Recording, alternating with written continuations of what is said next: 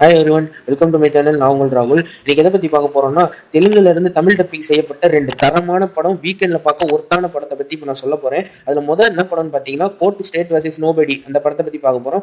இந்த படத்தை கதை என்னன்னு பார்த்தீங்கன்னா, ஒரு 17 வயசு பொண்ணும் 19 வயசு பையனும் வந்து லவ் பண்றாங்க. அந்த லவ் பண்றது வந்து பொண்ணு வீட்டில் தெரிஞ்சு போக்சோ சட்டத்தில் வந்து கேஸ் கொடுத்து தப்பான இதில் வந்து அவனை அரெஸ்ட் பண்ண வைக்கிறாங்க. அரெஸ்ட் பண்ணி போக்சோ சட்டம்ன்றனால ஒரு வக்கீல் கூட அவனுக்கு வந்து வாதாடுறதுக்கு ஆஜராக மாட்டாங்க. அவன் வக்கீல் கூட வந்து காசு வாங்கிட்டு அவங்களுக்கு ஃபேவரா தான் பேசுவான். அப்படி வந்து மோகன் ராமுன்ற சாய்குமாருக்கு வந்து அந்த கேஸ் வருது. ஆனா வந்து அவர் வந்து இந்த போக்சோ கேஸ் வந்து ஹேண்டில் பண்ண மாட்டேன்னு சொல்றாரு. ரொம்ப நாளா கேஸ் கிடைக்காம ஜூனியரா இருக்கிற பிரியதர்ஷிக்கு வந்து இந்த கேஸ் வந்து சாய்குமாருக்கு தெரியாம எடுத்துக்கிறாரு. அவரும் வாதாடுறதுக்கும் போறாரு. அதுல வந்து அவர் ஜெயிச்சாரா, அந்த பையன் ஃபேமிலி கிட்ட அந்த பையனை ஒப்படைச்சாரா, அந்த கேஸ் வந்து உண்மையா பொய்யான்றதை வந்து கண்டுபிடிச்சு சொல்ற படம் தான் வந்து கோர்ட் ஸ்டேட் வர்சஸ் நோபடி. இந்த படம் வந்து நானியோட ப்ரொடக்ஷன் தரமா வந்திருக்குன்னு சொல்லலாம். இந்த படத்தை வந்து கோர்ட் ரூம் டிராமாவா தான் எடுத்திருக்காங்க.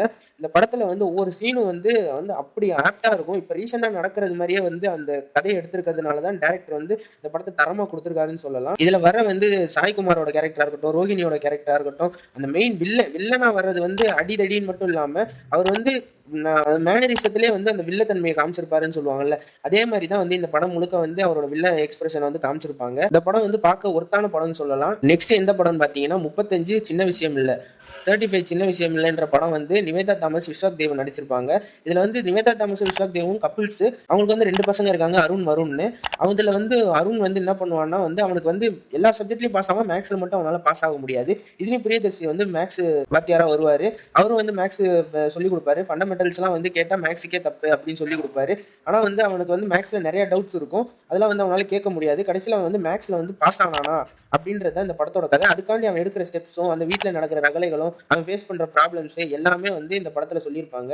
இதுல வந்து டீசெண்டா இதுல வந்து பாக்கியராஜ் கொடுத்த கேரக்டர் நல்லா பண்ணியிருக்காங்க, கௌதம் மீன் கொடுத்த கேரக்டர் நல்லா பண்ணியிருக்காங்க, நிவேதா தாமஸோட பெர்ஃபார்மன்ஸ் நல்லா இருக்கு, விஸ்வக் தேவோட பெர்ஃபார்மன்ஸும் நல்லா இருக்கு. இந்த படத்தோட சிம்பிள் பிளாட்ல எடுத்து தரமான கதையா கொடுத்திருக்காங்க. அதனாலதான் இந்த 2 படமும் வந்து சூப்பரா இருக்குன்னு சொல்லலாம். முடிஞ்சா வந்து லீவ்ல வந்து இதை ட்ரை பண்ணி பாருங்க. வீக்கெண்ட்ல பார்க்க ஒரு ஒர்த்தான படம்னு சொல்லலாம். இந்த மாதிரி ரிவ்யூ உங்களுக்கு பிடிச்சிருந்துச்சுன்னா மறக்காம சேனலை சப்ஸ்கிரைப் பண்ணுங்க, பெல் ஐகானை கிளிக் பண்ணி வச்சுக்கோங்க. நெக்ஸ்ட் ரிவ்யூல பார்ப்போம். Stay safe.